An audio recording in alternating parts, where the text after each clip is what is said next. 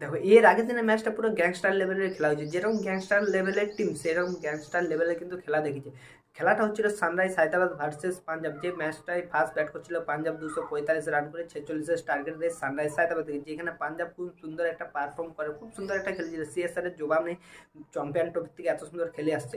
একটা পাঞ্জাবের একটা কিন্তু জিতার আশা ছিল কালকে। সানরাইজ হায়দ্রাবাদের সাথে যেহেতু ম্যাচ, সানরাইজ হায়দ্রাবাদ পরপর 3 থেকে 4টা ম্যাচ কিন্তু হেরে যাচ্ছে, পারফর্ম ভালো করতে যাচ্ছে, ফলপ কেটেছে। সেখানে পাঞ্জাবের একটা জিতার আশা ছিল, কিন্তু সেই জিতার আশাটা কিন্তু ছিনিয়ে নিয়ে চলে গেল অভিষেক শর্মা এবং হেড।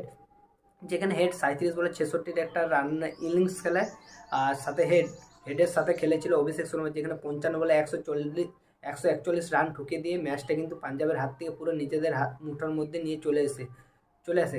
পরবর্তী ম্যাচগুলো কী হবে তোমরা তো দেখতেই পাবে।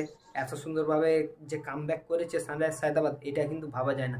আর পরবর্তী ম্যাচগুলো কি সানরাইজ হায়দ্রাবাদ জিতবে, তোমরা অবশ্যই তোমাদের মতামতটা কমেন্টের মাধ্যমে জানিয়ে যাবে।